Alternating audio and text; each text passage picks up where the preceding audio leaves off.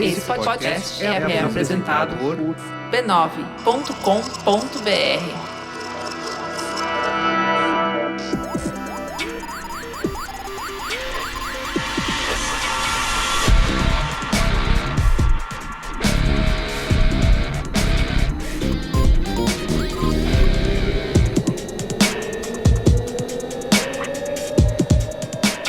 Olá, sou o Carlos Merigo, esse é o Braincast número 338. Estou aqui hoje com Alexandre Maron. Olá, Braincasters! Ana Passos Freitas. Meu nome é Ana Freitas, só pra esclarecer e boa noite. Não confundam. Não confundam. Também. Luiz Dino. Jovem. Muito bem. Primeira vez que solta minha vinheta aqui. Eu não preciso soltar minha própria vinheta, mas eu queria fazer um conteúdo bonito aqui e não consegui. Não deu? Eu não sei se o amigo ouvinte se lembra, se ainda não ouviu, volte lá e ouça, um dos Braincasts mais ouvidos do ano, a Copa de Buzzwords, né? Deliciosa. Onde a gente escolheu eliminar o termo, né? Que deve ser eliminado da face da Terra, que é brilho no olho. É isso aí. E a gente vai explicar aqui nesse Braincast de hoje por que brilho no olho pode ser uma coisa tão nociva, que é o popular vestir a camisa, né? A gente já ouviu bastante, não viu? São os partidários aqui dos olhos opacos. Nada de brilho no olho. Nada de brilhar o olho. Não, e tem o pessoal da Brincasteria que tenta convencer a gente do contrário, colocando letras de samba e pagode com brilho no olhar Isso e tal. aí. Tentam convencer a gente, não conseguirão. A gente aqui é irredutível. É, Não com a gente passarão. agora é assim, a gente tira a camisa Aqui e é só fica glaucoma. todo mundo sem camisa junto. Aqui é só glaucoma. Então, você, amigo, já ouviu, já deve ter ouvido isso no seu dia a dia profissional, tem que ter brilho no olho, tem que vestir a camisa da empresa, não é? E o Braincast de hoje é pra justamente debater o problema, né? Do lado negativo de vestir a camisa. O quanto você deve se comprometer ou não. com E quando a camisa fica justa? E quando ela mancha no almoço? encolhe. Isso aí, encolhe. Então acho que é importante, é um tema muito relevante. Sim. Mas antes de a gente entrar nesse tema, eu queria aqui mas divulgar a família B9 de podcasts, tá? Essa aí é fera mesmo. Você pode agradecer, não. Você pode acessar podcasts.b9.com.br, tá? Pra ouvir, tem programa pra todo mundo. E também convidar você, amigo ouvinte, pra fazer parte aqui da Braincasteria, como o Gino bem citou, né? Você influencia na pauta do Braincast. Isso influencia nas nossas vidas, né? Porque Isso. o convívio com a gente, a luz que você traz pra gente. Você É o recebe. efeito, é o efeito borboleta, né? É a teoria do caos. É isso aí. É um rufar de asas de uma borboleta que quando bate na gente, Tem gera um... transformação. Ah, mas sem gente, mas o que precedentes, importa é que assim, é que o brilho no olho dos Braincasters da Braincasteria é muito importante pra gente. Muito. E você pode acessar lá conteúdo exclusivo, por exemplo. Lembra? É verdade. Que no último programa, não, no penúltimo, teve conteúdo exclusivo? Ou se eu lembro. Que tipo de conteúdo exclusivo, Carlos Merigo? Como, por exemplo, preparar o seu açaí, né? Não é? Como fazer um açaí. Como fazer o seu açaí, aquecimento vocal, que a gente Aquecimento usa vocal. antes da gravação dos programas, Como que é o- sonhos. Faz tempo que eu não conto sonho, mas de vez em quando eu conto uns sonhos que eu tenho lá na Brincasteria e aí O pessoal analisa o também. pessoal analisa, eu abro completamente a minha psique e... E aí vai pro complicado. público, né? Vai pro Depois É. que o Higino começou a participar da Branquisteria, ele saiu da terapia, por exemplo, porque não precisa Olha, mais. Não, mentira. Eu- Cara, que ideia boa, é verdade. Se eu tivesse saído da terapia, eu não estaria tão violento como eu ando de uns tempos pra cá. Já contei essa história, É mesmo, essas histórias, é né? mesmo. Essa história de evolução e essas histórias específicas no episódio de comunicação muito violenta, um dos episódios mais amados dessa temporada. Uhum. Curiosamente, nessa semana eu contei umas histórias de agressividade pra minha terapeuta, incluindo um capítulo que vivi com o Luciano Huck durante o final de semana, em 3 estágios diferentes. Acho que você Conta poderia, Em essa 3 atos. acho que você poderia contar Três essa atos. história aqui agora e virar o conteúdo exclusivo que o Caio vai separar numa faixa Olha, é especial. uma ótima ideia. Será que eu faço isso? Eu acho que é uma boa, hein? Vocês têm tempo? Porque vai demorar uma meia hora. Não vai, não. Vou contar rapidinho, então. Conta aí. 3 days later. Então é isso, pra você assinar a Branquisteria, b9.com.br/assine, tá bom? Pra você ter histórias exclusivas, como essa que o Luiz Gino aqui acabou de contar. Se você tá ouvindo o Braincast, não sabe, mas se você falar na Branquisteria nesse momento, você encontra essa história maravilhosa lá. Não perca. Não perca. Bom, hoje eu quero falar aqui sobre o Mercado Livre, mas não como o e-commerce que você já conhece, mas sim como uma solução de mídia. Afinal, mais de 6 mil buscas e 12 compras são feitas no Mercado Livre a cada segundo. É muita gente, usando o Mercado Livre. É por isso que o Mercado Livre Publicidade tem um público fiel, são anos de experiência e essa confiança toda de milhões de usuários. O Mercado Livre Publicidade oferece 3 grandes vantagens para sua marca. Audiências massivas com intenção de compra, soluções de branding performance e também dados e insights que só o e-commerce pode ter. Então não esqueça, em Mercado Livre Publicidade também é uma solução de mídia. Para você saber mais sobre o que eles podem fazer pela sua marca, acessa lá publicidade.mercadolivre.com.br. Vou repetir para você, hein? publicidade.mercadolivre.com.br. Então vamos lá para a pauta? Pauta.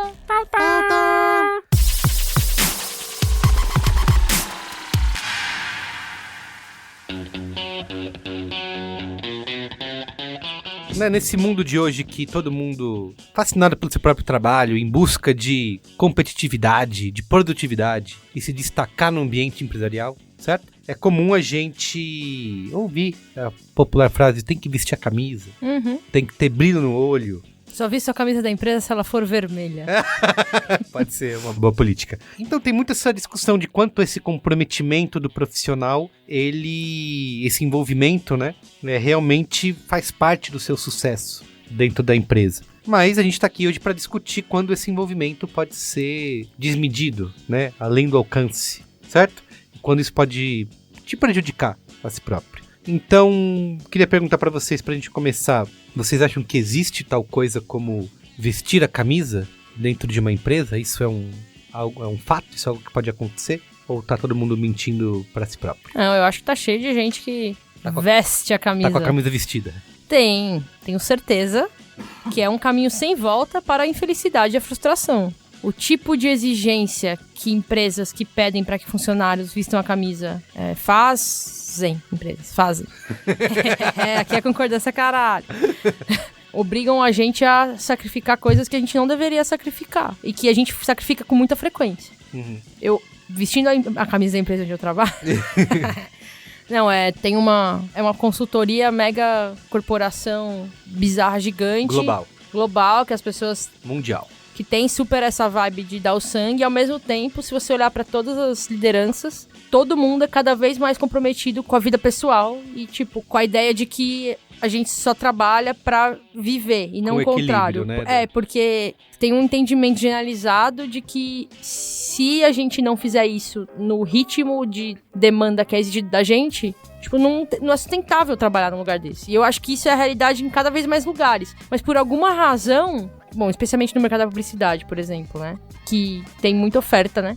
De pessoas pra trabalhar. É muito comum que as pessoas, aspas, vistam a camisa, deem o sangue. E aí tá todo mundo com burnout aos 27. Mas acho que é possível uma pessoa vestir a camisa de maneira autêntica? Ou ela faz porque ela está sendo... tá cheio de pelego. Tá cheio de pelego. Não, coagida. Cobrada, ela tá sendo... Eu acho que existe essa vestida de camisa de coração... De coração aberto. De coração aberto completamente. Seja por inocência... Ou por síndrome de Helsinki, seja né? por... síndrome de Estocolmo.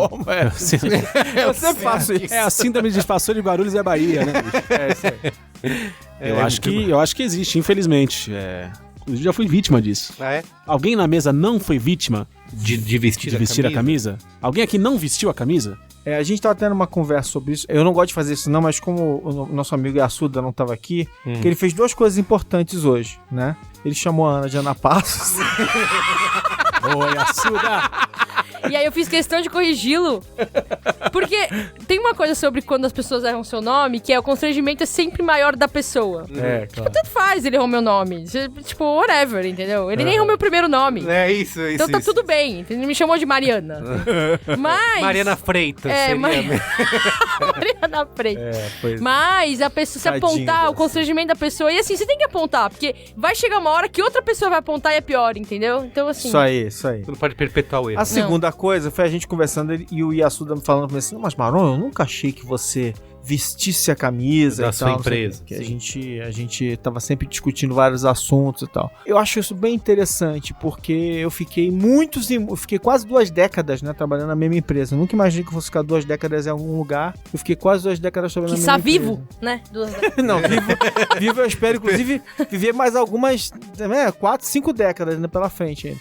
Mas eu acho interessante porque a gente geralmente identifica isso como uma coisa assim, tipo, defender a empresa, né? Aquela coisa assim. E eu acho que no fim das contas, é uma entrega, né? Tipo, não é só defender a empresa. Porque você pode ser mais passivão, não defender a empresa, mas tá lá virando noite, sabe? Se desgastando, não almoçando direito, chegando nos horários bizarros, saindo em horários bizarros e tal. Durante muitos anos, a gente tem essa discussão até hoje, é da natureza da produção de jornalismo nos horários meio bizarros, né? Para entregar jornal, entrega revista, fechamento de edição, não sei o quê. É comum as pessoas virarem noite para fechar esses produtos, né? E foi piorando à medida que você foi vendo que as redações ficavam menores e o produto continuava tendo que ser fechado no mesmo horário com menos gente e tal. Então, o que eu fui vendo com o passar dos anos é que eu achava que eu não estava vestindo a camisa nesse sentido de fanatismo,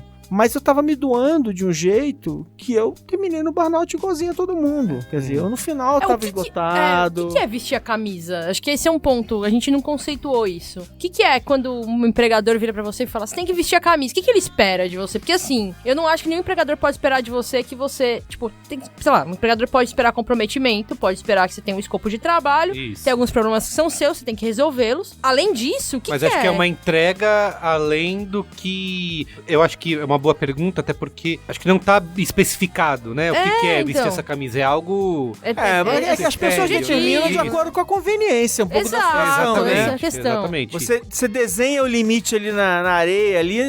Mas eu acho que o vestir a camisa bem atrelado a isso que o Marão falou, né? Trabalhar além do horário...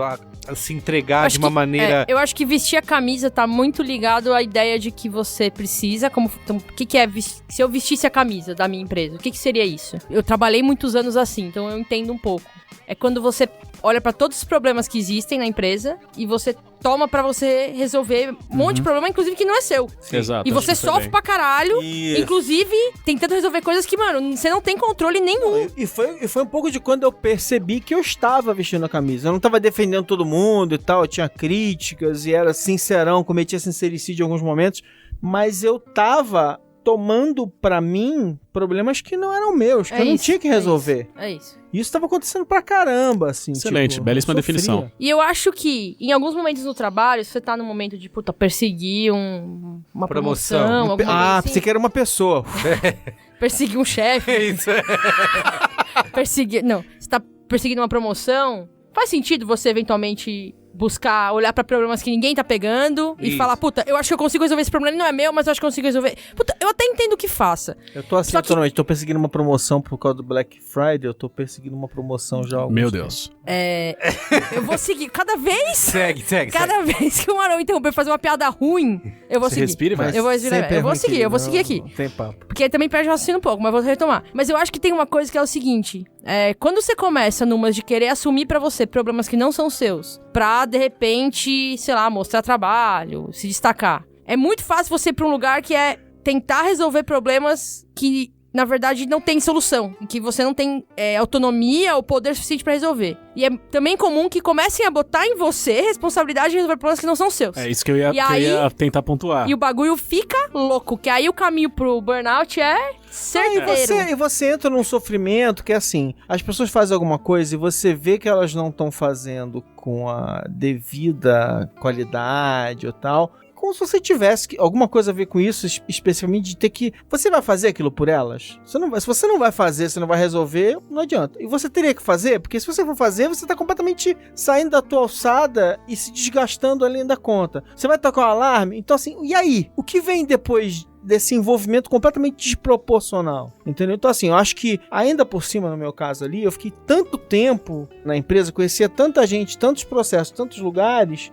que realmente eu sentia como se fossem problemas meus mesmo, em qualquer situação. Você ganha uma identificação que você não achava que você acho tinha. Que tem diferença entre essa cobrança exagerada e entre o comprometimento. Teve uma coisa que a Ana falou que tem tudo a ver com... Teve um estudo recente conduzido pela Universidade de Chicago, e pela Universidade da Califórnia. Adoro a Universidade de Chicago. Adoro, né?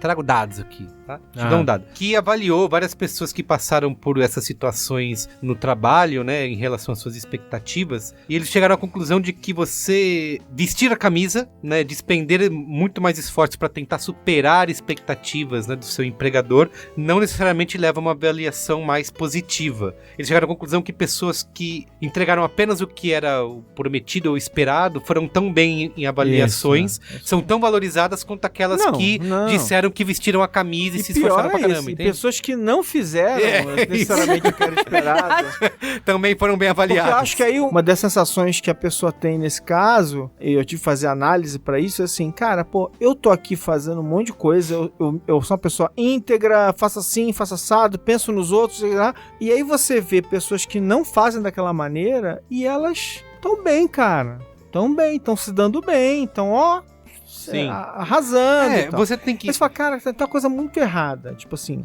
E eu acho que isso é muito, muito desgastante. Tem uma outra característica que eu também usei como desculpa durante muitos anos, que era o seguinte, não. Eu não faço nada pela empresa. A empresa é só uma pessoa jurídica. Eu faço pelas pessoas que trabalham na empresa. E aí eu personificava em pessoas certas situações em que eu não estava ajudando a empresa, eu estava ajudando aquele grupo. Eu estava ajudando a redação tal. Eu estava ajudando o grupo que estava criando o projeto tal. Eu sempre tinha uma desculpa. Então você está sempre inventando uma desculpa para se desgastar, entendeu? Sim. Eu lembro de 3 casos da época que eu trabalhava em agência desse tipo de comportamento. Assim, primeiro, 2 em relação ao horário, né? Primeiro que ninguém ia embora da agência antes do chefe ir. O cara ficava lá e se você saía no seu horário, as pessoas olhavam feio, né? E todo mundo ficava... Cara, mas isso não é vestir a camisa, isso é assédio. Não, mas não tinha um assédio direcionado. As pessoas... É um assédio velado. Mas... É um assédio da cultura, da isso, cultura tinha do essa funcionamento cultura, da agência. Mas não é vestir a camisa. Não necessariamente o chefe tava lá falando que as pessoas não podiam ir embora, mas as pessoas sabem que se forem embora, depois alguém vai dar merda e vai ficar falando. Já existia isso, quem vai ser o último a sair. Mas aí é diferente, porque o camarada não tava... O cara não tá na mesa falando assim, putz, eu não vou embora agora não. E, porra, se eu ficar aqui mais um pouquinho... Mas era isso. Eu vou botar isso aqui, cara. Então, não. E aí, porra, a gente vai botar pra fuder nessa campanha e vai ganhar concorrência e, porra, vamos lá. Não é isso. É o cara falando, pô, se eu for embora agora, o chefe vai me fuder. Vai ficar todo mundo falando mal. É outra coisa. Eu acho que a história de vestir a camisa é você realmente ficar mergulhado do sentimento positivo e da vontade de fazer aquela coisa crescer. Sei. Como se fosse o seu negócio, como se fosse a sua vida, como se fosse pro seu sucesso. Tipo, e ficar sem dormir por causa de problemas que não são os seus. Eu acho que o que a gente esquece, esse negócio de vestir a camisa é quando a gente esquece que os problemas da empresa não são os seus problemas. Os problemas da empresa são problemas pelos quais você é pago pra resolver entre as 9 e as 6. E que depois você vai pra casa e eles não são mais seus. Inclusive, nem quando você tá lá eles são seus. Eles são seus por procuração, alguns deles. E eu acho que a coisa começa a embolar quando isso se confunde. Assim, pessoalmente, é uma experiência anedótica minha. Eu já fui muito essa pessoa que era workaholic pra caralho e dava o sangue. Não de vestir a camisa em termos de, ser pelega de empresa, mas de estar nos projetos e fazer e trabalhar pra caralho. E já fui muito. Tipo, me rendeu frutos. Não reclamo do reconhecimento que eu recebi. Eu acho que, eu não sei se eu não tivesse sido essa pessoa, talvez eu tivesse recebido o mesmo reconhecimento. Então eu também não tenho base pra comparar. Mas eu fiz isso até onde deu. E aí chegou uma hora que não deu mais, porque aí o meu corpo falou, segura a onda. E aí eu entendi que eu tinha que viver de outro jeito. E aí eu ressignifiquei trabalho. Só que assim, eu também tive espaço no meu trabalho pra ressignificar trabalho. E passa por um amadurecimento. Tipo, eu fui um cara que vesti muito camisa da primeira empresa que eu trabalhei. Mas assim, foi bizarro. Bizarro. Vesti muito a camisa, me entregava. Era minha vida aquilo. E tinha uma relação de troca, assim, Porque acho que tem essa cobrança também, né? Se você tiver, por exemplo, se o seu salário tiver compatível com esses... Não, isso não. E assim, aí são questões, eu era muito novo, eu tava completamente... Eu vou falar que eu não preciso ficar não precisa ter meias palavras aqui, né, Luiz? Eu comecei a trabalhar na ESP, meu primeiro emprego, quer dizer, eu tive alguns estágios na faculdade, coisas dentro da faculdade, agência da faculdade. Mas o primeiro real oficial. Mas o primeiro emprego que eu tive mesmo foi o estágio na ESPN Brasil. Eu trabalhei e fui efetivado, etc e tal, trabalhei na ESPN 6 anos. Eu vesti muito a camisa, mas demais, eu me entregava, porque assim, foi um emprego que eu caí, era o canal de TV que eu mais assistia e eu nunca pensava em trabalhar lá. E aí, de repente, eu caí de paraquedas lá, rolou. Em pouquíssimo tempo eu tava com responsabilidades, funções e oportunidades legais pra caralho que eu nunca tinha sonhado. E aí, vestir a camisa foi o jeito que eu achei que era o melhor jeito de agarrar essas oportunidades e tentar construir alguma coisa em cima delas. Cara, eu não me arrependo. É meio isso que a Ana falou. É, Ana Passos, né, que tá aqui com a gente. É meio isso que ela falou. Na época, rolou. Fazia sentido. Fazia sentido. Por mais que eu percebesse que eu tava abrindo mão de muita coisa... E você tinha uma identificação. Eu tava recebendo coisa de volta, eu tinha identificação. Então fazia sentido. Eu cresci. Talvez eu não tenha crescido no ritmo que eu achava que eu na época que eu devia ter crescido. Ou pelo menos parecia fazer sentido pra você. Então, parecia fazer sentido. Eu tinha recompensas que vinham... E que na época você entendia que eram recompensas equivalentes, talvez. Legais. Exatamente. Eu sentia que era o suficiente, que era tudo que eu esperava ter de recompensa. Provavelmente não. E provavelmente daí o meu pensamento começou a mudar na época. Mas, cara, fazia sentido. E pra mim foi importante viver todo esse período, porque foi um período de entrega assustador, assim. Tipo, eu entrava 6 da manhã pra fazer o primeiro jornal do dia e às vezes saía 10 da noite... Às vezes meia-noite, porque eu tava entregando outros jornais, outras coisas, outros produtos, que eu ficava... Era aquela coisa, preciso de alguém fazer alguma coisa. Eu! É isso. E você vai, e veste camisa, porque, porra, não, quero fazer, quero contaminar, quero não sei o quê. Chega uma hora que você fala, cara, peraí, as recompensas não estão vindo no ritmo que eu esperava, e as pessoas não estão mais valorizando essa entrega extra como entrega extra. E você não a coisa tinha ficado natural. E aí eu falei, peraí. E aí se você cai um pouco dessa... Aí é ruim. E aí foi o que rolou. Aí caiu, né? Entreguei. Aí uma hora eu falei assim, não, peraí, eu vou entregar só o que tá combinado. Vou parar de fazer essa entrega extra aqui da camisa sendo vestida e de dedicar minha vida só a isso. E aí as pessoas começam a sentir falta, criticar, entre aspas, e eu falei, cara, tem uma coisa errada. E não fazia mais sentido pra mim. Aí tirei a camisa. Tem uma parada que a gente discute muito lá na empresa, que eu acho que é um fenômeno muito, muito real, assim, que é quando você tem uma pessoa no time, sei lá, você é chefe, você tem uma pessoa no time que é a pessoa que resolve tudo. É essa pessoa. É a que levanta a mão e fala, daqui eu resolvo. O que acontece é que sempre que você tiver um problema, é pra ela que você vai entregar. E ela vai ficar sobrecarregada e ela vai ser a primeira a sair quando ela receber uma proposta. Que é a melhor pessoa do seu time, tá ligado? E eu acho que quando a gente é essa pessoa que pega tudo pra resolver... É uma bosta, a gente vai ser o primeiro a ficar sobrecarregado, o primeiro a odiar o lugar que a gente trabalha, o primeiro a entrar em crise com a profissão que a gente escolheu, sabe? Faço eco aí às palavras do Luiz e Gino, assim, eu não me arrependo, pra mim fez sentido enquanto eu fiz isso. Eu era mais nova, eu tinha mais tempo, mais saúde, mais disposição e energia. Tava em outro momento da vida, perseguindo outras coisas da carreira, queria mostrar o que eu sabia fazer. Né? Tem um momento da vida que todo mundo tá nessa, né? Mas eu acho que, primeiro, não me agrada a ideia de trabalhar em qualquer lugar que isso seja exigido como padrão. Ouvir isso, a gente tem que dar o sangue e vestir a camisa. Não sei nem se apenas como padrão, mas tipo, se você quiser se destacar aqui, se você almeja alguma coisa maior do que o padrão do crescimento, saiba que você vai ter que ir além nesse ritmo. Exato. Você vai ter que se desdobrar, você vai ter que abrir mão da sua vida, né, do resto da sua vida pra se dedicar só a isso. Isso é um negócio completamente injusto, insustentável e idiota. Imoral, acho. Imoral. Mas tudo isso que a gente tá falando aqui hoje, inclusive essa pauta em si, nesse mundo do coach, da produtividade que a gente vive hoje, é algo bem popular, certo? Você chegar e questionar isso, né? Você vai estar numa entrevista de emprego, o cara te fala, não, aqui você tem que vestir a camisa. Se você peitar isso e falar, não tenho que vestir a camisa, já era, você tá fora, né? Será que já era? Acho que pra algumas eu acho empresas, que num lugar que na entrevista te falam, aqui você tem que vestir a camisa. Já é uma merda. Já é uma merda. Aí se você falar que não vai vestir... começar por aí, você já tá no lugar comum.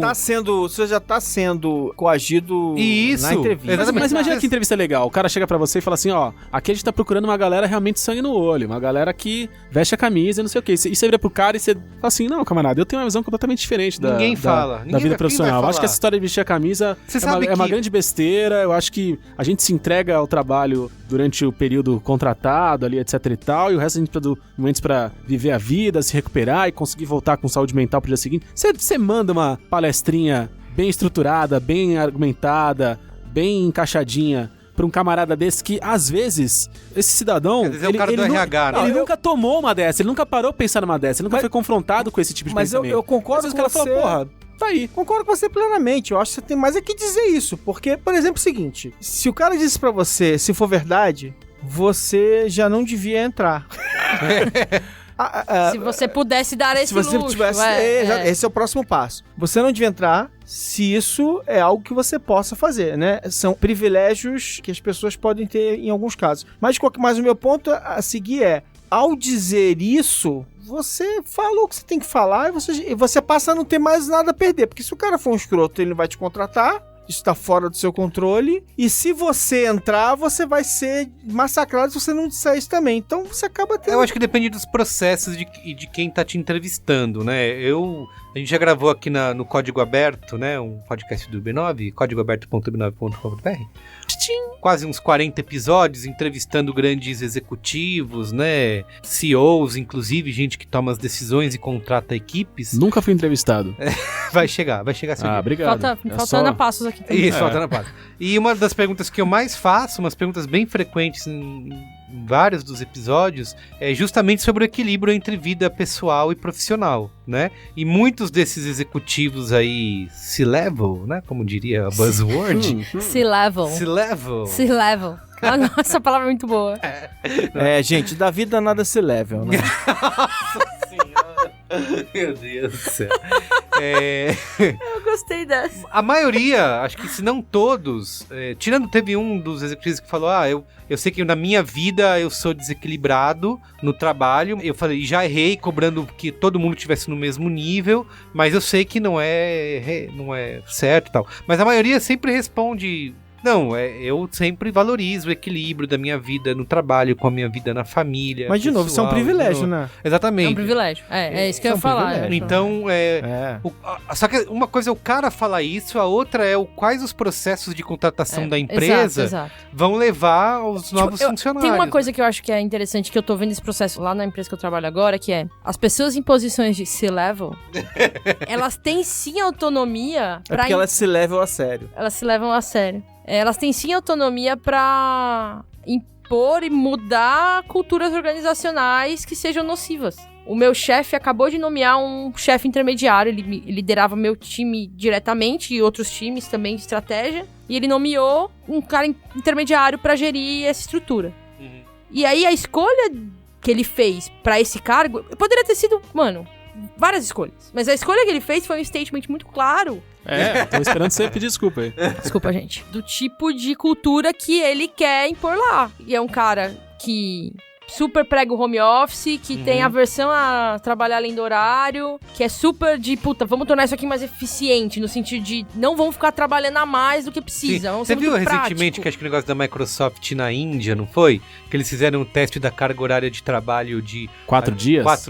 4 dias ou 4 horas. Eu vi. Não, são 4 dias ao invés de 3 dias, ao invés de 5 dias de semana trabalhando. Sim. E a produtividade subiu 20 ou 40%. Exatamente, a produtividade aumentou. O Mano falou, é real, isso é um puta privilégio, você trabalhar em lugares que acomodem diferentes modelos, que sejam modelos mais flexíveis, que entendam que...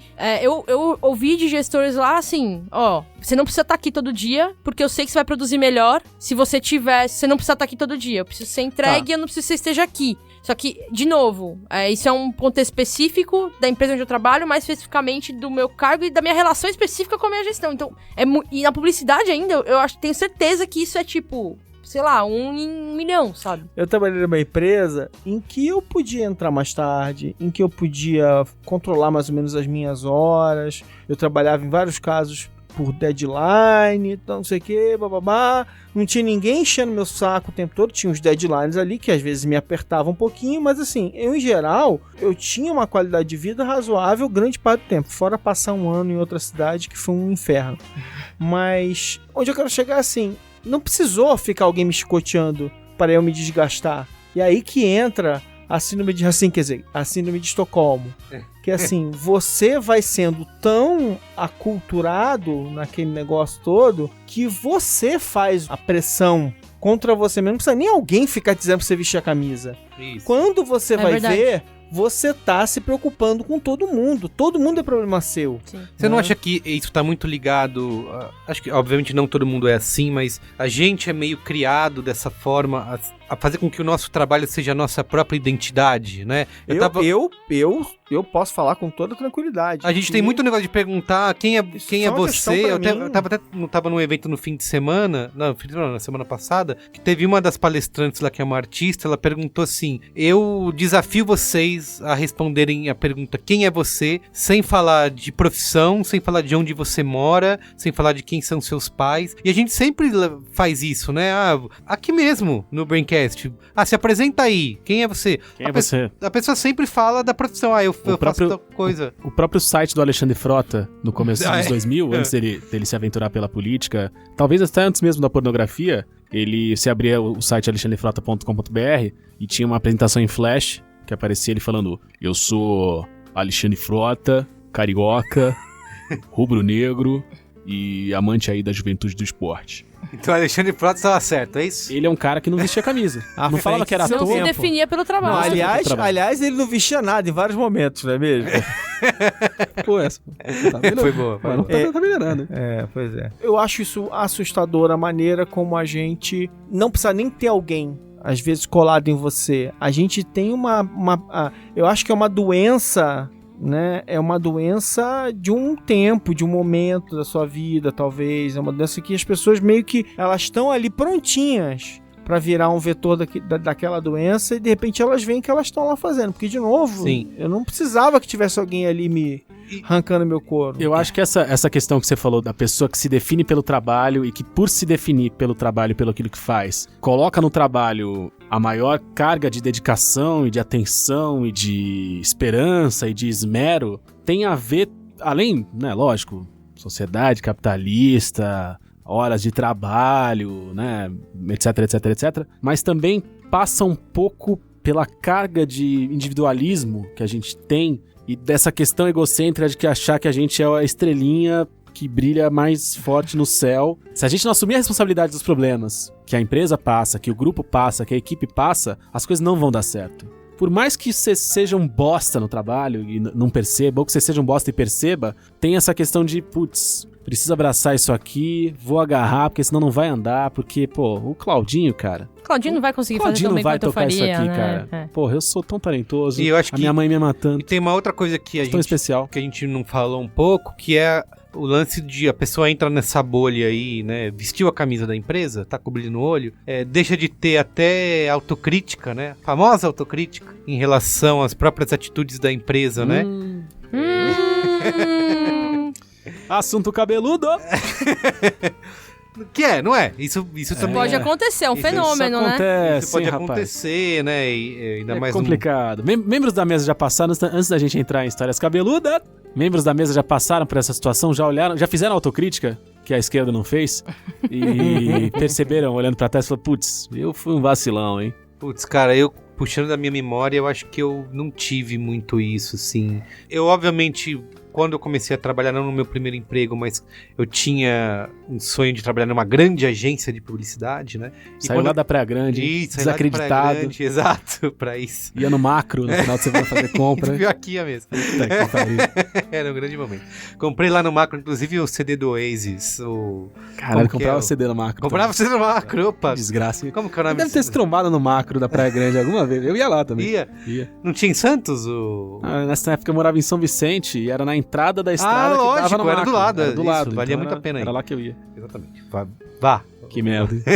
Mas conta aí. Ia sair do Macro pra trabalhar numa grande agência de publicidade em São Paulo. E eu lembro que eu tinha esse nome, meu Deus, né? E quando eu cheguei, já com brilho no olho, né? Encantado por aquilo, eu, sinceramente... Rapidamente se quebrou esse encantamento que eu tinha. Não durou muito tempo, né? A ponto de eu poder vestir a camisa real oficial da empresa e já conseguia, desde logo, apontar os problemas e os erros do mercado publicitário e da agência.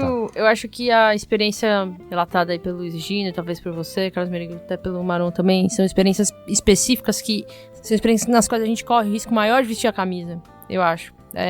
As pessoas Não sei, a impressão que eu tenho é que a gente comunicador é meio idealista, sabe? A gente acaba em jornalismo, a gente acaba em publicidade porque a gente entende como, vou fazer o que eu gosto, tem um propósito, e é aquela frase que eu não vou saber reproduzir exatamente, mas trabalha o que você gosta e você vai rapidamente odiar. Isso, o que você gosta de fazer. Trabalhe com o que você ama e você amará uma coisa a menos da vida. Você falou em propósito, é uma coisa que o Ken Fujioka mandou pra gente, que era a contribuição dele pra pauta, né? Que o propósito é a nova igreja, né? Atualmente a busca de propósito. Isso. Continua aí. Eu acho que, assim, a gente é uma armadilha maior a comunicação, sabe? Eu não acho que... Assim, por outro lado, sei lá, millennials, propósito, pessoas que fazem administração também buscam propósito. Cara, eu não quero propósito, eu quero um depósito na minha conta.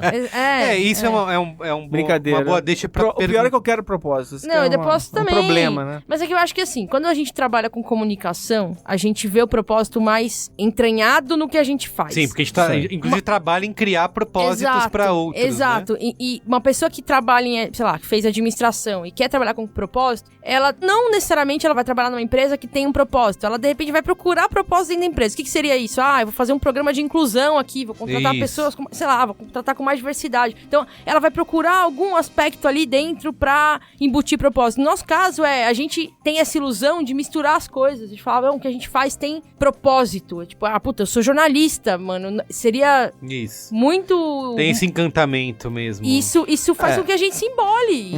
Eu acho assim, eu acho que eu posso dizer o seguinte, que um pouco mais da metade da minha carreira, eu trabalhei em jornal, eu trabalhei em revista, eu editei, eu editei livro, eu editei site, eu fiz coluna, eu fundei publicação, fiz um monte de coisa, né? Aí um dia eu parei, fui fazer mestrado, voltei do mestrado e aí saí da redação e passei a trabalhar com um projeto de inovação, né? Novos projetos e tal, não sei o quê.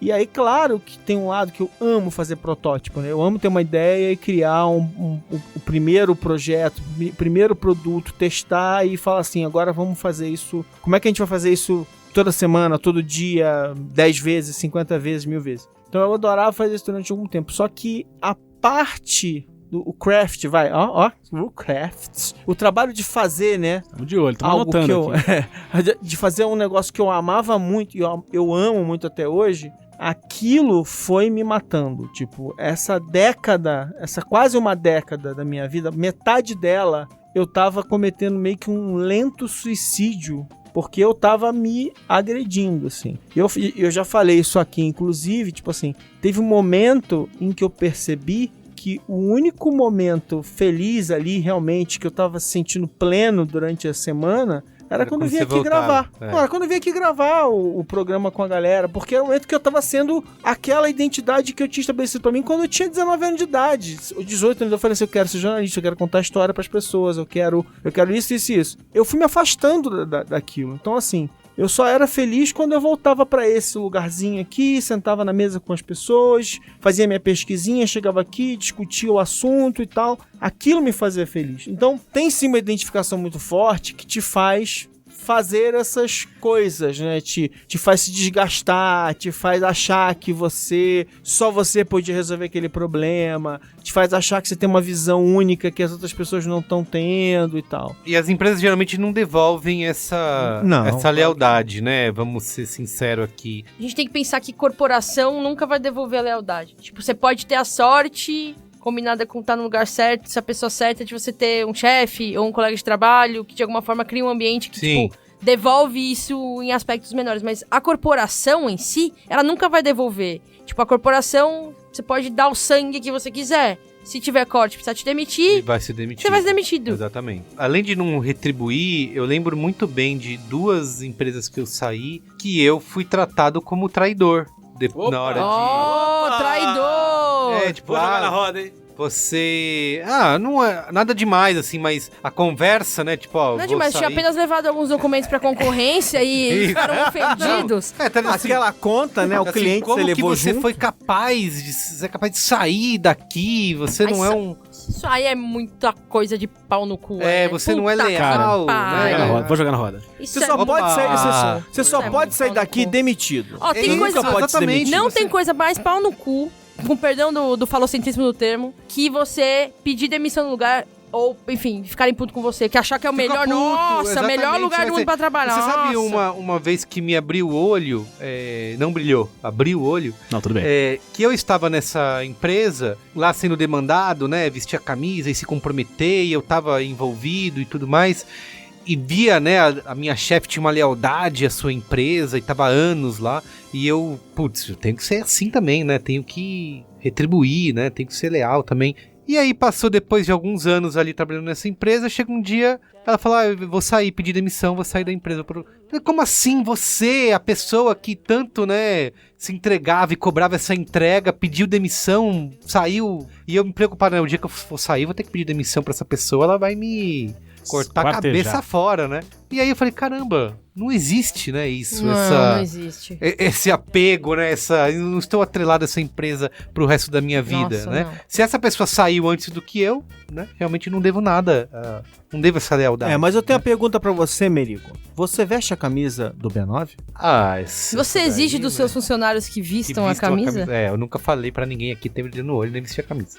Não, mas você veste, como é que é você? Porque uma coisa que acontece... Pô, mas é dele, né, a empresa, porra, ele tem que se vestir que vai vestir, caralho. Não, deixa eu te falar, eu acho que é uma pergunta válida. Merigo mesmo tem sendo 2 sua, você filhos, veste? Merigo e Juliana. Não, Tem uma 2 pergunta filhos. Uma interessante. pergunta verdade, interessada, é verdade. mesmo sendo sua. Interessante. E é uma conversa que eu tenho Interessado, direto não com a Ju e com a Cris aqui, onde eu mesmo já falei diversas vezes pra elas, por exemplo, sacrificar a família, sacrificar tempo livre em nome da empresa. Eu entendo que a gente necessita uma dedicação maior do que todo mundo, porque a gente é sócio da empresa e é dono da empresa, mas a gente também tem que saber os limites e tem que saber dizer não. E eu tento trabalhar isso há muito tempo e falo inclusive pras duas cara, não vai fazer 3, 4 reuniões no mesmo dia. Cancela uma porque não vai dar, entendeu?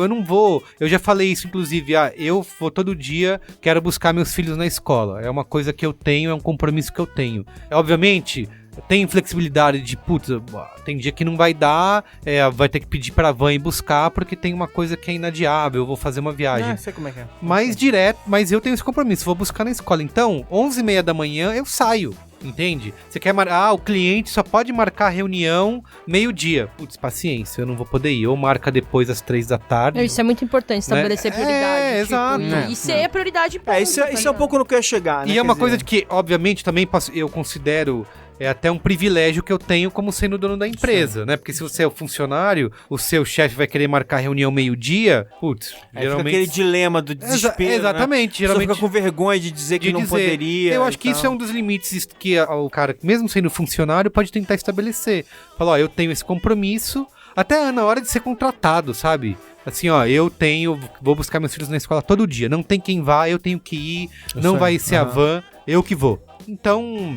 Já fala isso de cara. Então, 11h30 eu saio e volto 1h da tarde, sabe? Eu falo isso porque também, assim, agora, empreendendo, né? Sendo, assim, tipo, uma pessoa que doa seu tempo, coincidiu com o momento que eu tive filho, né? Uhum. Então, pra mim... É um momento bem difícil pra empreender. Esse ano e pouco de estar montando uma empresa, colocando ela pra funcionar e ao mesmo tempo tentando... Montar um ser humano e botar ele pra funcionar?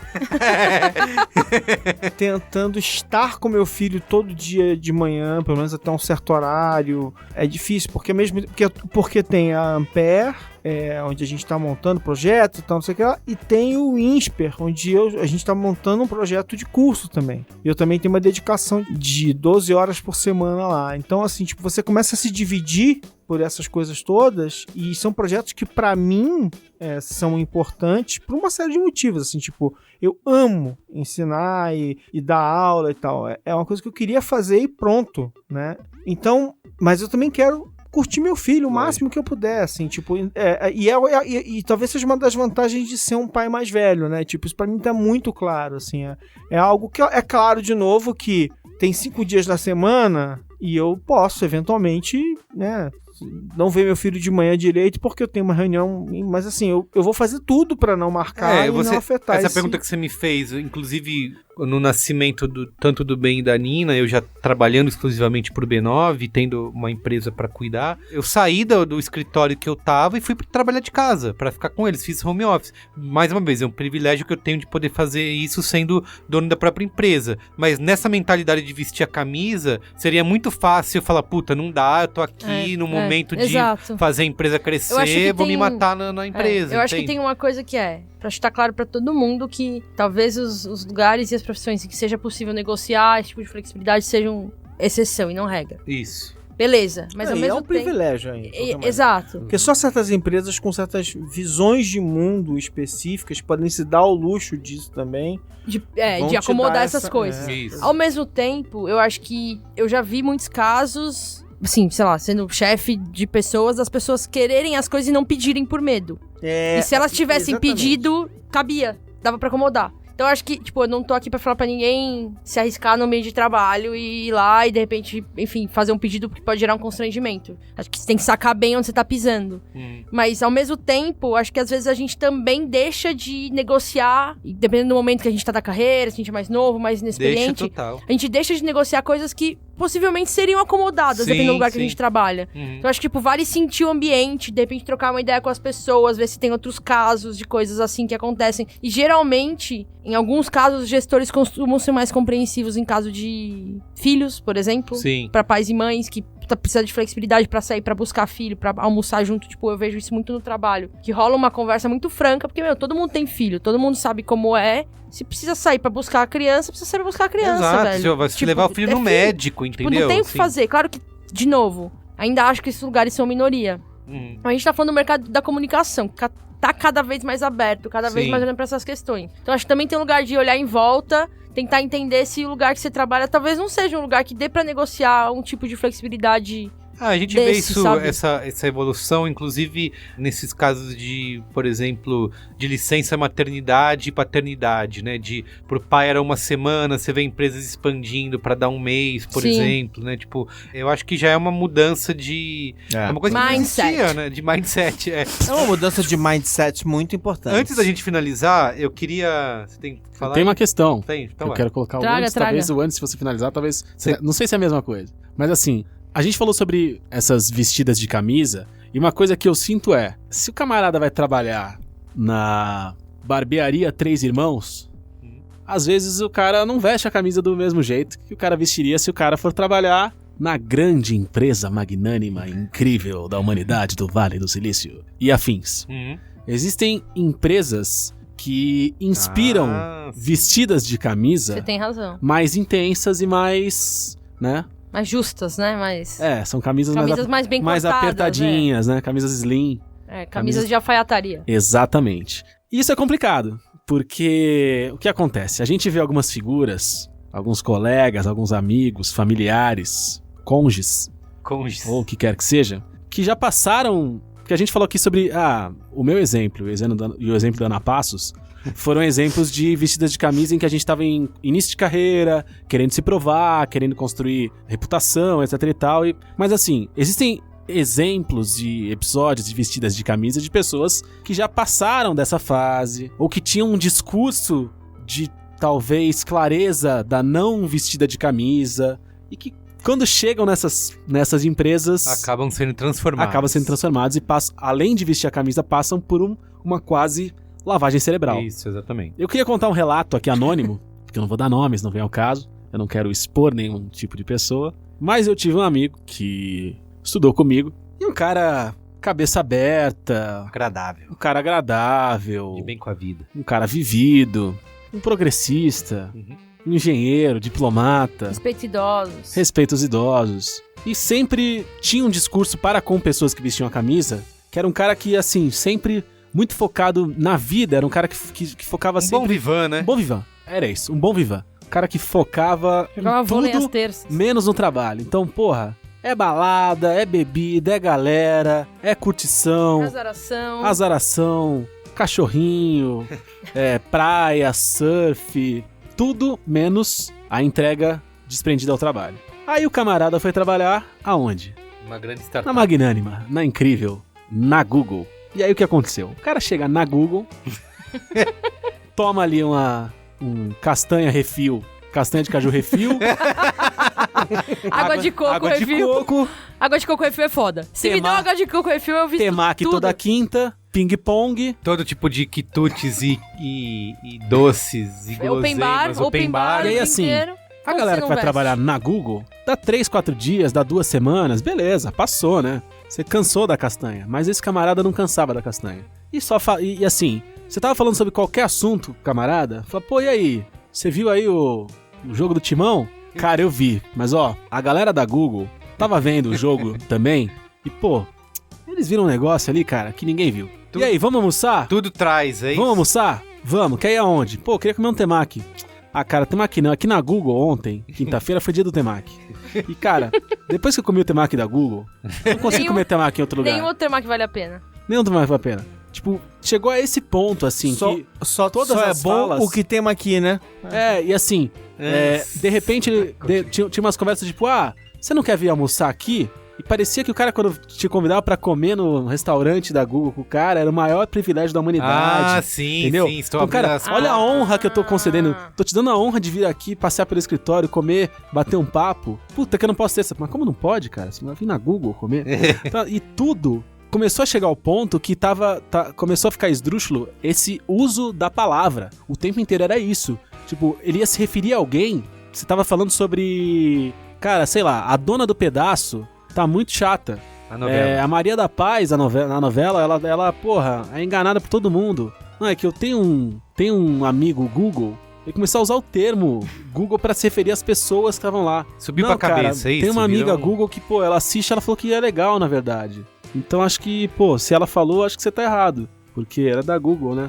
Isso. Começou a ficar Ele insuportável. começou a não enxergar o mundo direito, só que ele virou Mr. Magoogle. Aí, Nossa. meu Deus. Caio, E aí, faz alguma coisa.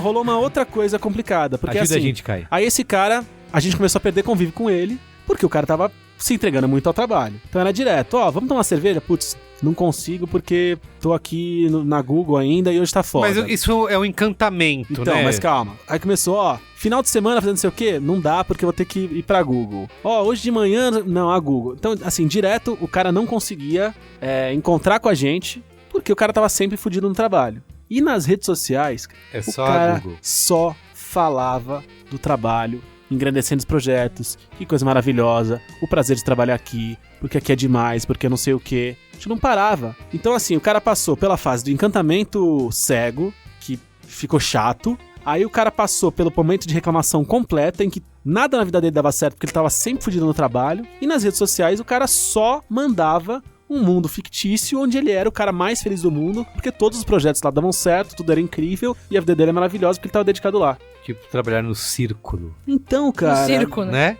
Não, círculo, no caso. Tipo, sabe? Mas tem, o que tem, que tem uma você- clareza de desgraça, assim, que, pô, dá Mas uma o que que preocupação. você- Falar, cara, como é que o cara não vê isso acontecendo, entendeu? Sim, sim. E, Sendo assim, que ele era crítico a Sendo isso. que ele era o crítico. E aí eu fico com a pergunta, o quanto será, e aí é uma pergunta realmente sincera, o quanto será que esse tipo de negócio permite a pessoa anti-brilho no olho ter sucesso? Né? O quanto o brilho no olho não é a condição mínima É. de Total. perpetuação Essa, no trabalho. O Vale do Silício, acho que cobrou isso, né? Sim. O tal do propósito que vem em primeiro lugar, né? Que é a nova igreja. Você só acessa se você acreditar nisso, né? Se você tiver... e como muitas Pode dessas- fingir bem também. Pode fingir. Pode fingir bem. Você pode fazer isso, Mas né? você Cabe. tem que fingir. Mas você tem que fingir, né? Você É. não pode simplesmente... eu quero trabalhar aqui das 9 às 6, bati cartão e vou embora. Não pode, Não né? pode. Você tem que estar super alinhado com Isso. as missões, valores e propósitos da empresa. Total. Então, a pergunta é de quem que é a culpa, né? Se é do cara... É, do Bolsonaro. de sempre. Qual é a boa? Isso sim.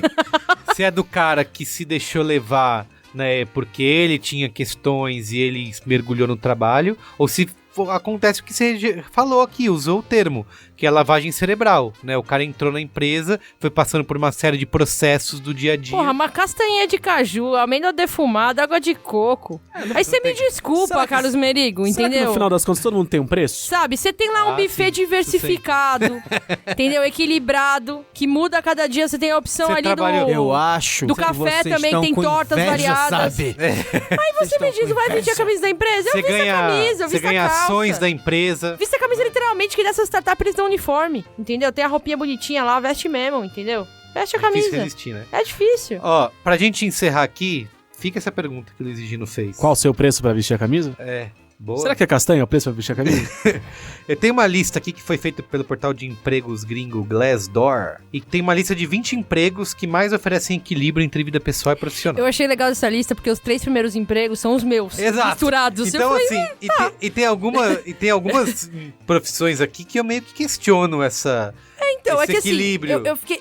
tipo, aí tem gerente de redes sociais. Isso. E, tipo, na minha experiência, obviamente, é verdade, mas isso é exceção. Exceção. Todo mundo que é gerente de redes sociais que eu conheço Tá é trabalhando pra fudido. cacete. Exato, exatamente. E essa pesquisa avaliou várias perspectivas aí na opinião dos empregados. Eles, né, fizeram um ranking com base na opinião, nos feedbacks enviados pelos próprios funcionários. Então, a lista começa o seguinte aqui, ó. Eu vou começar lá pelo 10º lugar. Corretor de ações, tá? Hã? Pois é. Esse Pois é o é. 10º, tá? É o seu 10º. Depois, em um lugar, bombeiro.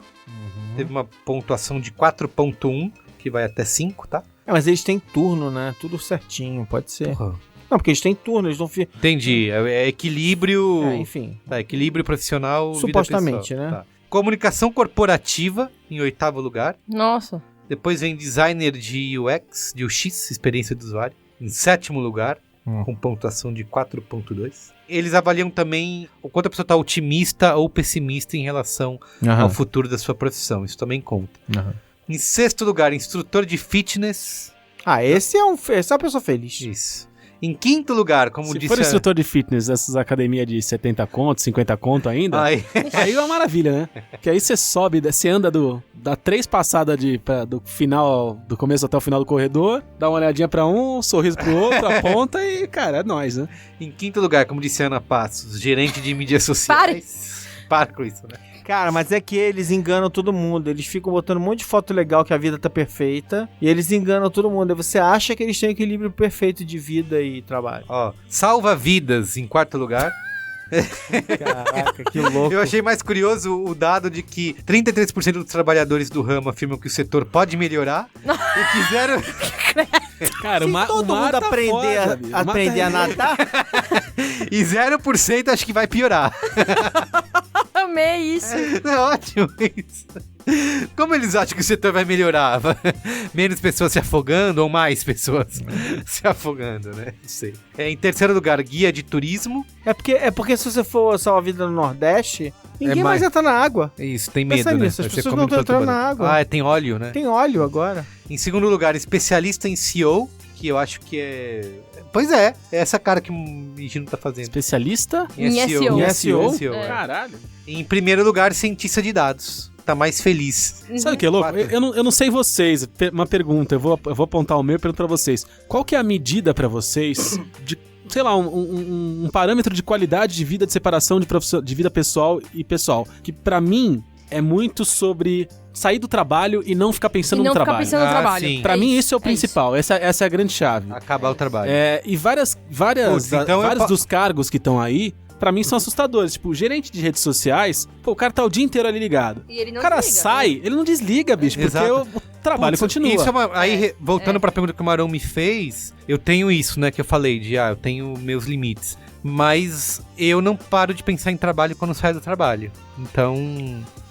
Mas eu acho que é o seguinte, de novo, a gente tá... É claro que um dos pontos aqui é que quando você tá empreendendo, não. Quando você é dono do negócio, quer dizer, quando é algo que realmente você tá construindo, que você sente como seu, o seu envolvimento é real. É algo que realmente é seu. Não é uma promessa, uma utopia em que eu falo assim, não, se você seguir, Isso, você vai conquistar ser assim, assado. Não, cara, você realmente, assim, você pode até fracassar, mas... É bem mais palpável, né? mas é algo que você tá construindo e tal. Então, é claro que tem uma diferença nisso, porque você tem um mínimo de ganho real possível, né? Só que de qualquer maneira, como eu já falei que isso é uma doença, porque trabalhar é trabalhar, né, gente? Assim, as pessoas ficam meio viciadas nessa igreja do propósito mesmo, sabe? Tipo, não, mas enquanto eu tô trabalhando, eu sinto que eu tô aqui. E eu vou falar isso de novo, tipo, sobre meu burnout e tal. Eu lembro que no ano passado, enfim, parte do ano foi pensando o que vai ser a empresa, não sei o que, bababá, né?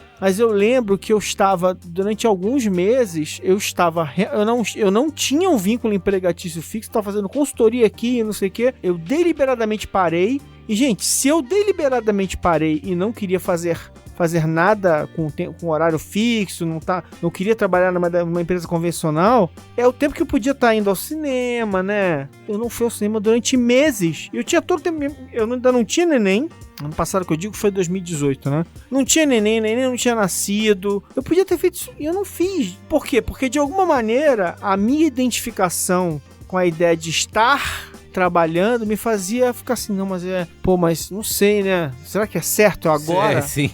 Será que é certo? Eu ia certo? ao cinema, de repente, assim, do nada. Eu podia fazer, por que eu não fiz, cara? Ninguém tava olhando, ninguém tava me enchendo o saco. Eu era o meu pior inimigo nesse caso, né? Eu subi mais a minha régua porque eu tô em outro momento. Então hoje eu considero outras coisas como qualidade de vida e o ideal, o equilíbrio entre trabalho. E eu considero mais coisas dentro desse pacote. Mas pra mim o básico é sair do trabalho e não pensar em trabalho. E trabalhar 8 horas por dia. Tipo, é isso. Não dá pra ir pra casa e continuar sendo demandada, fervida, tendo que... Como se eu fosse médica e como se eu não fazer o trabalho depois do horário fosse ficar morte de alguém, saca? Hoje eu incluo outras coisas no pacote porque eu tô passando por um momento de cuidar da minha saúde, passando por tratamento. Então hoje eu incluo, tipo, a capacidade de poder fazer exercício todo dia, tipo, a flexibilidade no trabalho pra incluir isso. Eu incluo a capacidade de poder, bem que isso também conversa com esse lance de não trabalhar depois do horário, mas dormir 8 horas por noite. Eu incluo flexibilidade de horário, tipo, de poder fazer home office eventualmente se isso é necessário. Mas essas coisas pra mim, eu entendo elas como supérfluas. Pra mim a régua de corte tá em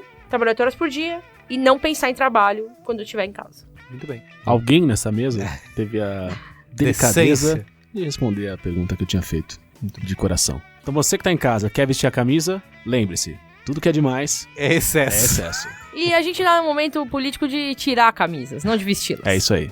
Muito bem. Qual é a boa? Qual é a boa?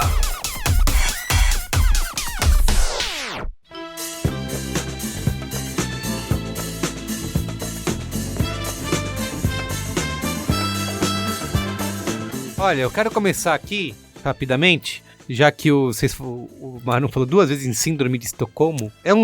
Qual é a bobinha? Qual é a média hoje?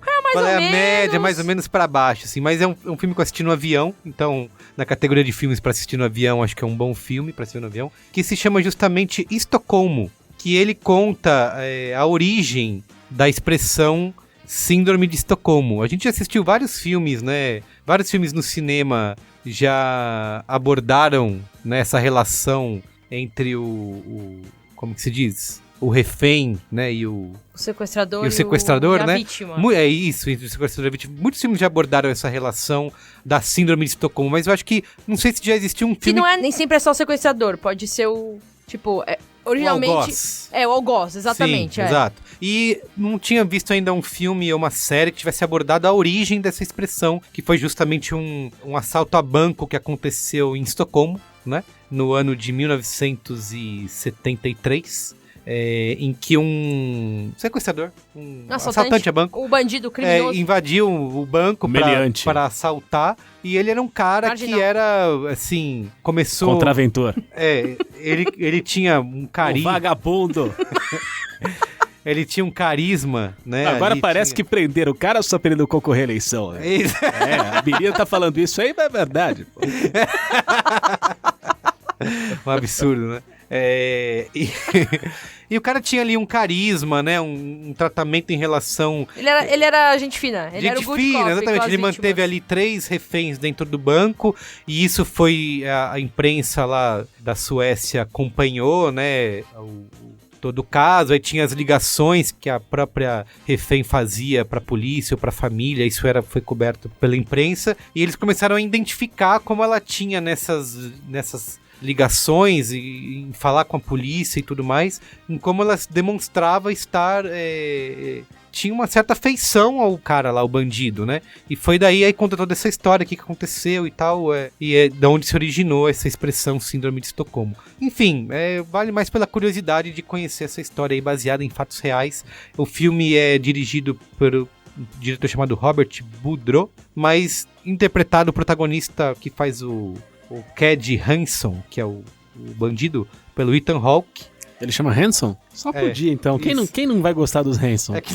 Porra, aí é mole. Na Suécia todo mundo é filho de alguém, né? Cara, porra, aí é legal. Tá bom? Então demais. tem o Ethan Hawke como protagonista. Gosto muito do Ethan Hawke. É um ator divertido que... Tem feições curiosas e ele tem uma cara de... Ratinho? De águia mesmo. Eu diria de Águia? E o nome dele é Hawke, né? Nossa pode ser. senhora. Vai, gente. Quem tem mais Ethan pra Hawke tem boa? uma filha com a Uma Thurman Como que chama? fez Stranger Things. Qual é a filha dele? A do Sorveteria. Mesmo? Ela é uma Thurman Jr. Que legal. Ela é igual a Uma Thurman, só que ela tem um quê de Ethan Nossa, Hawke. ela é Justamente parecida. porque Júnior. é alguma coisa rock. Eu o vou nome dela. fazer o meu Qual é a Boa. Faça. Meu Qual é a Boa hoje, ele é bastante específico. Eu tô lendo um livro do Michael Pollan. Pra quem não sabe, Michael Pollan é um jornalista, professor de Harvard, que é o autor daquela série Cooked, na Netflix, que é uma ótima série. Ah, sim. Muito boa. Mas também já escreveu vários livros sobre comida, sobre alimentação. Baita texto bom de ler, gostoso de ler. E muito bom jornalista, muito respeito. E esse livro que ele escreveu agora chama How to Change Your Mind.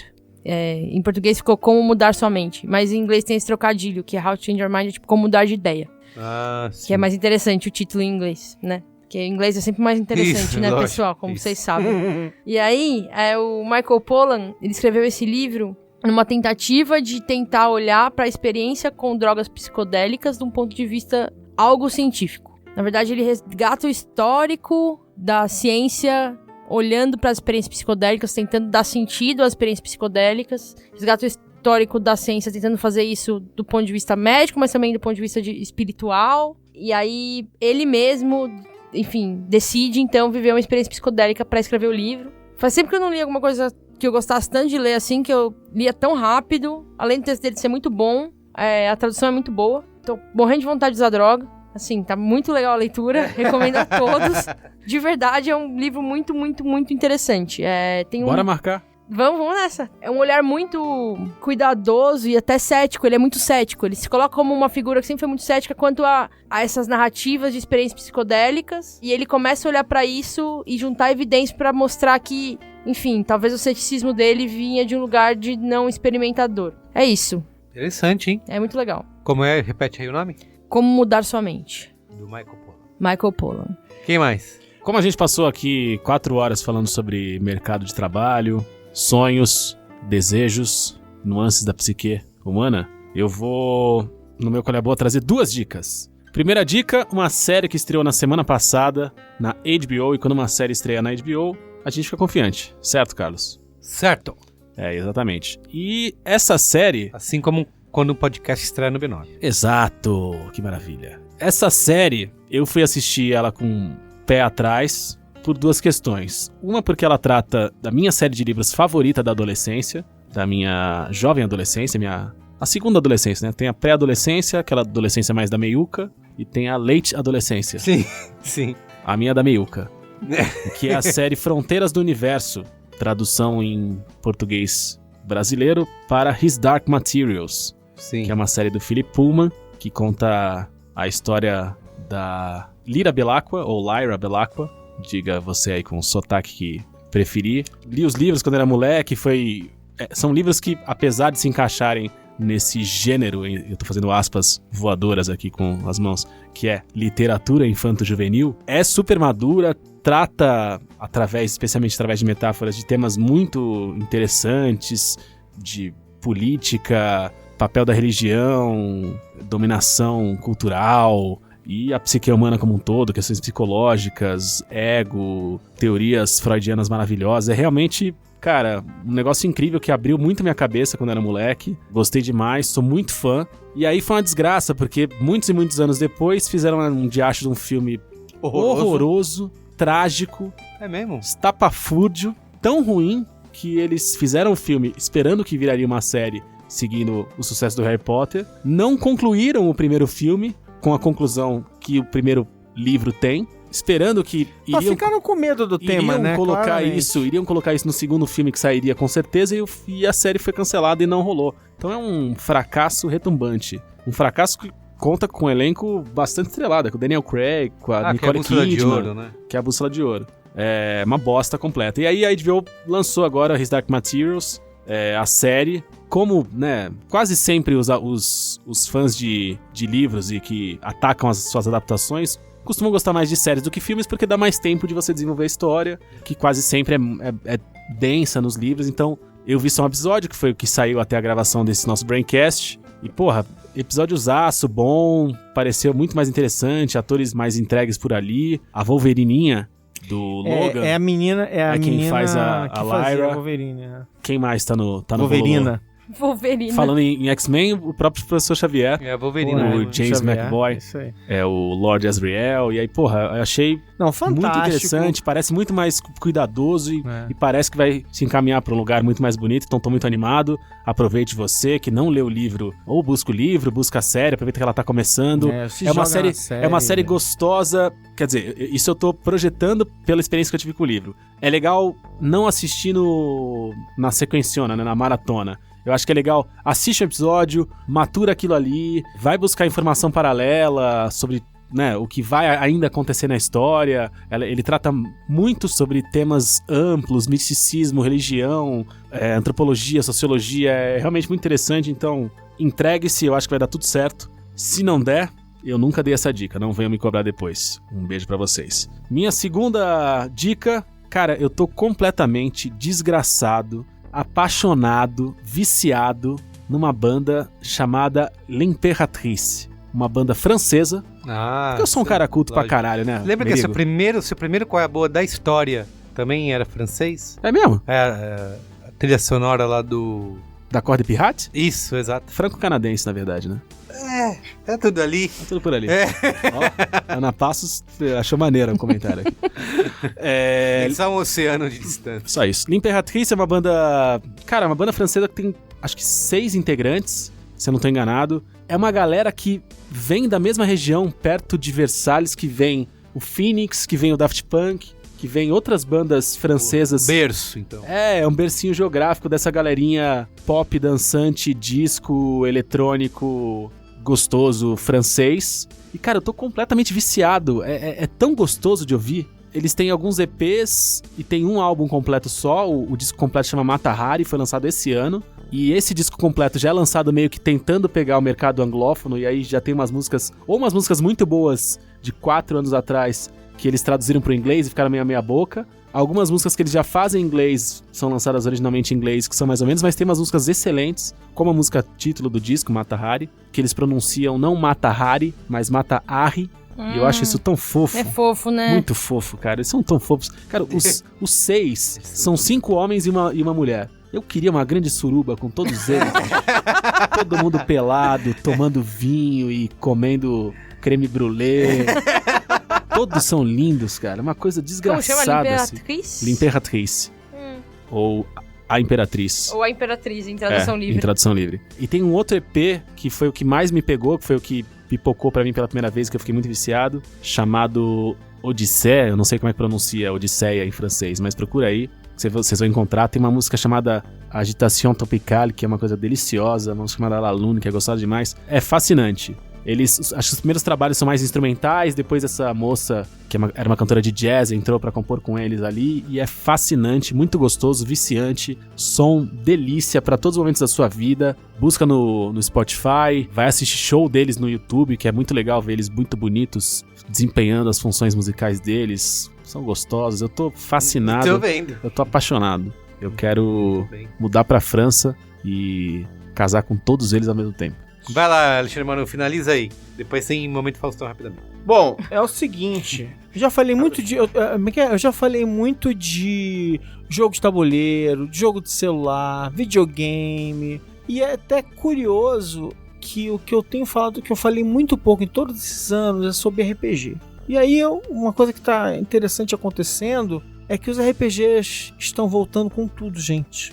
Impressionante, tem um monte de lançamento legal e muita gente deve ter visto por aí que saiu Dungeons and Dragons, a 5ª edição, blá, blá, grande lançamento. Dane-se, esquece esse negócio, isso aí é coisa grande, blá, blá, blá. Mas saiu a nova edição do chamado de Cthulhu aqui no Brasil, que é o que? É um RPG de terror baseado nas obras do H.P. Lovecraft. É o padrão ouro dos jogos de RPG de terror. E é bom pra caramba, a edição tá linda, lindíssima. Eu gostei da sua pronúncia. Tá bom, que bom. Porque Também que você gostou. Todas as vezes que eu tento pronunciar o nome da criatura, Eu faço tudo pela sua apreciação. Então, assim, eles estão lançando uma série de livros oficiais da editora Chaosium, né, que é a editora original lá do RPG, e também tem outros livros de editoras, livros compatíveis ali que estão sendo lançados. Então, assim, cara, é uma boa maneira de voltar pro RPG, né? Porque já tem no jogo de tabuleiro, tem o Mansions of Madness, tem o Eldritch Horror, tem vários jogos com essas mitologias que estão fazendo muito sucesso, mas o RPG, ele é assim, tipo a essência desse negócio, e é muito legal, vale a pena o pessoal procurar por aí, porque é coisa linda, assim, é pra você se deleitar com a qualidade da edição, do acabamento e de tudo mais. Tô apaixonado.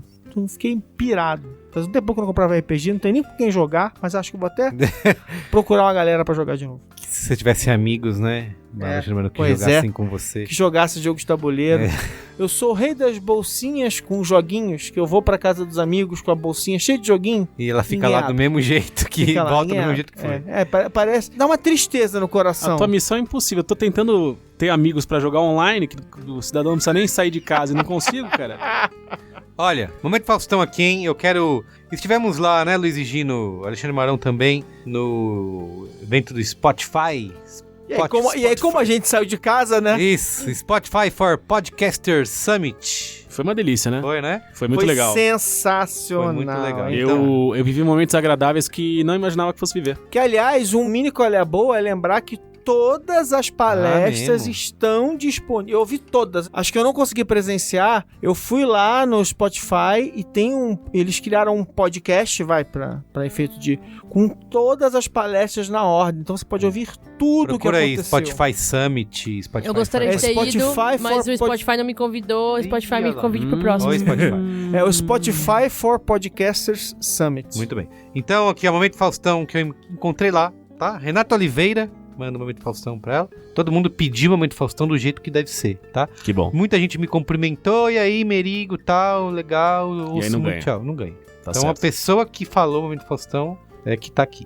É isso aí. Então, Renato Oliveira fez certinho. O Marden, do podcast sobre cães. E o Danilo Fernandes, diretamente de BH. Tá bom? Excelente. Lá no Spotify for Podcaster Summit, além de curtir muito, dar vários abraços em pessoas incríveis, pessoas lindas, bater papo com uma galera maneira, conhecer gente incrível, eu mando o Momento Faustão pra Rodrigo Ono. Foi o único que fez o Momento Faustão do jeito correto. É que lá a galera tava, como é, evento de podcasts e tal, o pessoal esqueceu, já tava ali, acho que era só, né? Foi um dos dias mais estranhos da minha vida, especialmente a sexta-feira, que... Normalmente quando você tá andando na rua e a gente escuta alguém falando a palavra podcast, parece que é com a gente, né? Parece. E lá só se falava podcast o tempo inteiro. Então o tempo todo eu ficava olhando pro lado, assim, e eram só pessoas falando umas com as outras. Ah, e foi muito legal, né? Fala legal. A verdade. Foi uma barata. Foi da hora. Meu Momento Faustão, uma parte do meu Momento Faustão foi lá, né? Porque a galera parou e falou e tal, mas eu vou voltar um passo atrás, porque algumas semanas atrás, eu já tava aqui uma semana sem vir,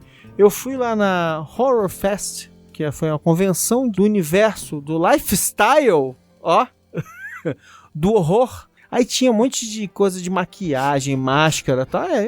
Né? Chegando perto do Halloween e tal. E eu fui lá, né? E foi muito legal. E aí foi muito bacana, porque lá também tem aquele esquema do Beco dos Artistas, que é o lugar onde você vai lá, pede um desenho, assim, ó. Só que eram autores... mini editoras, né? Aqueles selos pequenos, tá? Então, não era o reality show do Silvio Santos, não. Não. Então sabe o que foi mais barato? Você chegar num lugar, aí você começar a perguntar pro cara sobre os livros que ele tem ali na mesa. Ah, então, que mitologia é essa? Que história é essa aqui? Tal. E aí, e agora que eu me toquei, que eu tô falando de terror demais hoje, né? E aí...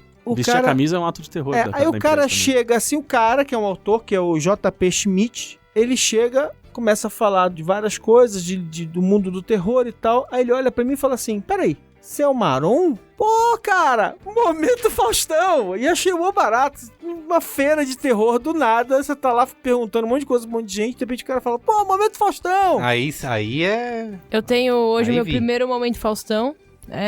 Meu Momento Faustão vai pra Isabela Miranda, que eu conheci em circunstâncias que eu prefiro não revelar. Muito bem.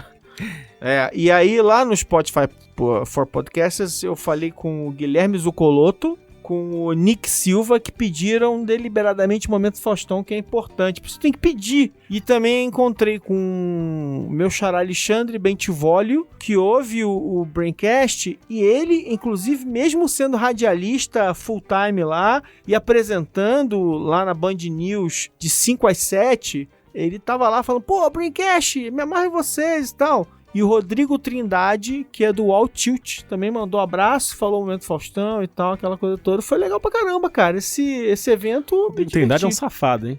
Não te mandou abraço? Não vale nada. Caralho! Pois é. Já deixa o recado aqui que eu não tenho papas na língua, entendeu? Muito bem. É isso então, gente. Sim. Beijo, hein? Beijo. Tchau. Beijo. Tchau.